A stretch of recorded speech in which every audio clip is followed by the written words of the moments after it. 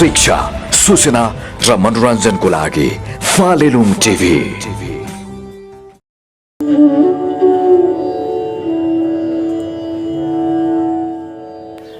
यदि झुकेर सम्बन्ध राम्रो हुन्छ भने झुकिदिनु, तर हरेक पटक तपाईँ नै झुक्नुपर्छ भने त्यो सम्बन्धलाई त्यही रोकिदिनु।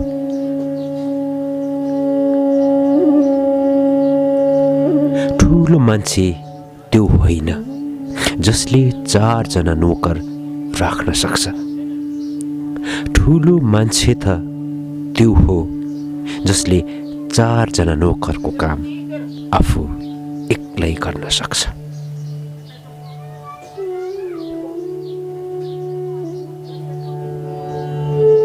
जीवनको सत्य बुझ्न धेरै गाह्रो छैन, मात्र जुन तराजुमा अरूलाई तौलिने गर्नुहुन्छ त्यही तराजुले कहिलेकाहीँ आफैलाई तौलेर हेर्नुस्। जहाँ तिम्रो कदर हुँदैन त्यहाँ जान बन्द गरिदिनु, चाहे त्यो कसैको घर होस् या कसैको मन।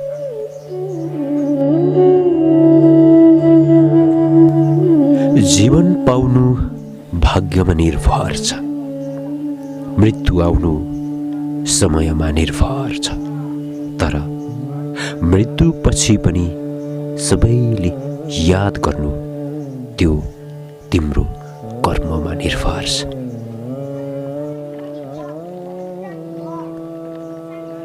असफल मान्छे दुनियाँको डरले सोच बदल्ने गर्छन्, सफल मान्छे आफ्नो सोचले दुनियाँ बदल्ने गर्छन्।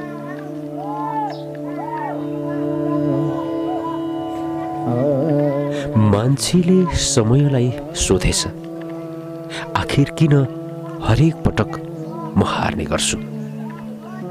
तब समयले भनेछ, दिन होस् या रात, घाम होस् या छाया, वर्षा होस् या खडेरी, म सधैँ हिँड्ने गर्छु। त्यसैले म जित्ने गर्छु। त्यसैले यदि तिमी पनि जित्न चाहन्छौ भने सधैँ हिँड्ने गर।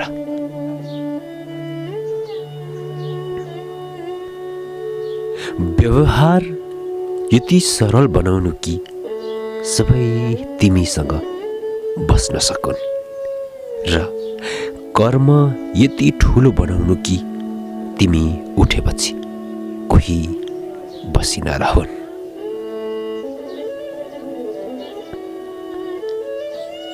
राम्रो देखिनको लागि होइन, राम्रो बन्नको लागि जिउनु, किनकि जो मान्छे झुक्न सक्छ त्यसले पुरै दुनियाँलाई झुकाउन पनि सक्छ।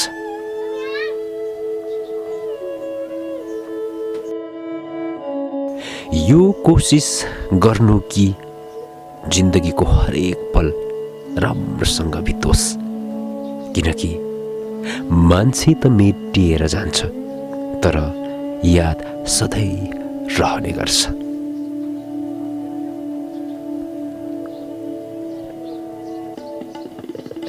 एउटा सपना चकनाचुर भएर पनि अर्को सपना देख्ने शक्तिलाई नै जिन्दगी भनिन्छ। मान्छे परिस्थितिले होइन मनस्थितिले टुट्छ। हौसला हुनुपर्छ, जिन्दगी कुनै बेला पनि फुल्न सक्छ। मेरो आत्माको सफलताको लागि 3 चिजको आवश्यकता पर्छ: लगनशीलता, धैर्यता र सकारात्मक सोच। तिनीहरूको परवाह नगर्नुहोस्, जसको विश्वास समयको साथ बदलिन्छ। परवाह सदा उनीहरूको गर्नुहोस् जसको विश्वास तपाईमाथि तब पनि होस् जब तपाईको समय बदलिन्छ।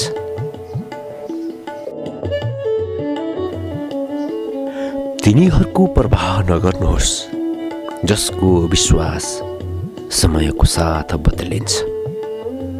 प्रवाह सदा उनीहरूको गर्नुहोस् जसको विश्वास तपाईमाथि तब पनि होस् जब तपाईको समय बदलिन्छ। न हतियारले मिल्दछ न अधिकारले मिल्दछ, दिलमा कब्जा त बस प्यारले मिल्दछ। जीवनमा कहिल्यै कसैसित तुलना नगर्नुहोस्। तपाईँ जस्तो हुनुहुन्छ पर्फेक्ट हुनुहुन्छ। ईश्वरको प्रत्येक रचना सर्वश्रेष्ठ छ। सेलाएर दोस्रो पटक तताएको चिया र समाधान गरिएको रिलेसनमा पहिलाको जस्तो मिठास आउँदैन। राम्रा मान्छेहरू टाढैबाट चिनिन्छ, धोकेबाजहरू छेउमै भएर पनि चिन्न सकिँदैन।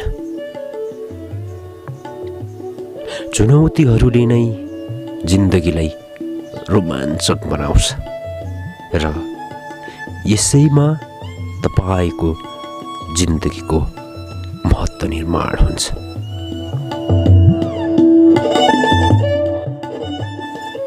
एक टन सिद्धान्तको तुलनामा 1 ग्राम कामको धेरै महत्त्व हुन्छ।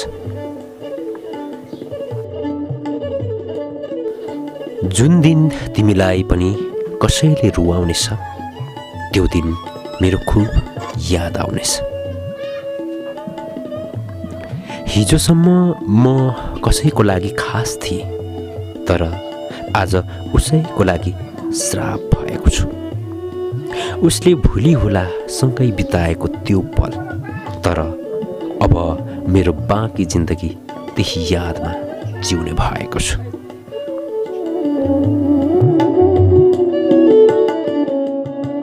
तिमी मेरो प्रेमको कहानी र बलिदान लेखिदिनु ल एउटा डायरीमा। कसैले पढे भने पनि प्रेम के हो भन्ने थाहा पाउनेछन्।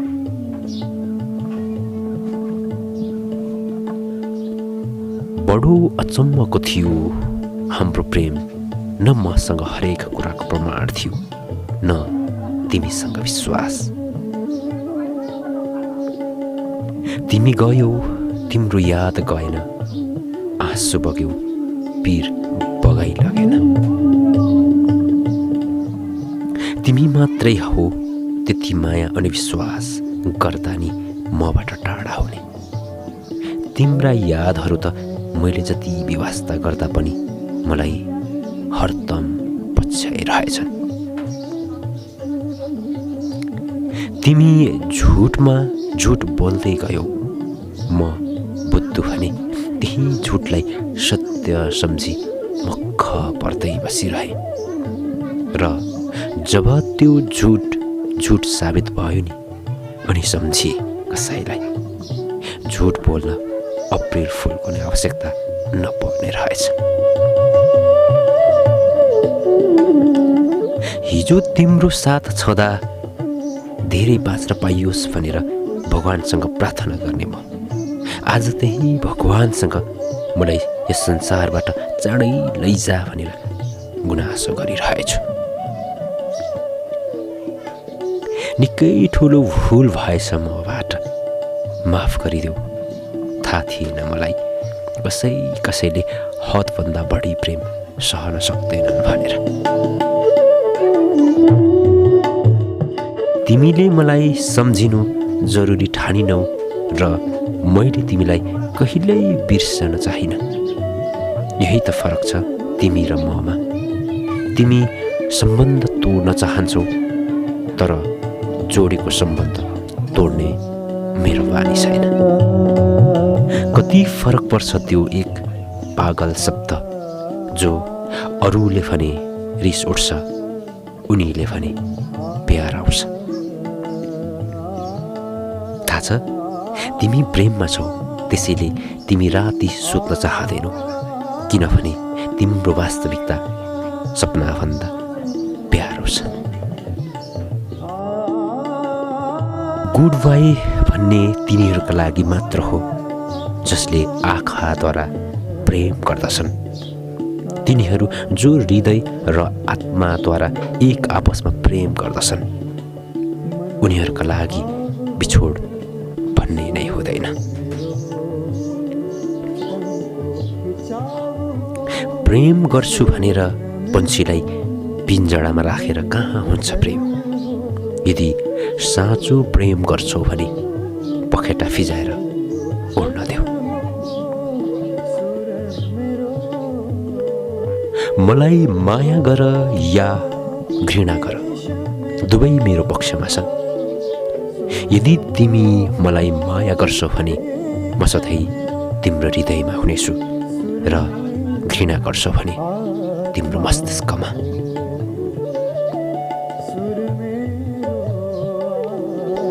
यो माया प्रेम हर कसैले गर्ने बसको कुरा होइन।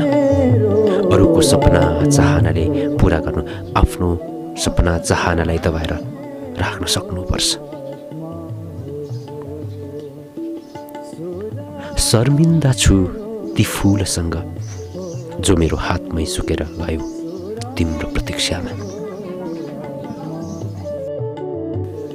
बहुउपयोगी पो हुँदो रहेछ पूर्णिमाको चन्द्रमा। मन शान्त अनि एकोहोरो बनाउँछ अनि कसैको याद दिलाउँछ। म पनि थिएँ प्रेमीहरूको लाइनमा। म दिल लिएर हेरिरहेँ, कसैले उसलाई रुपियाँले खरिद गर्यो। यसरी हाँस्नु कि जस्तो कि तिमी कसैले रोएको छैन, अनि यसरी जिउनु कि भोलि भन्ने चिज नै छैन।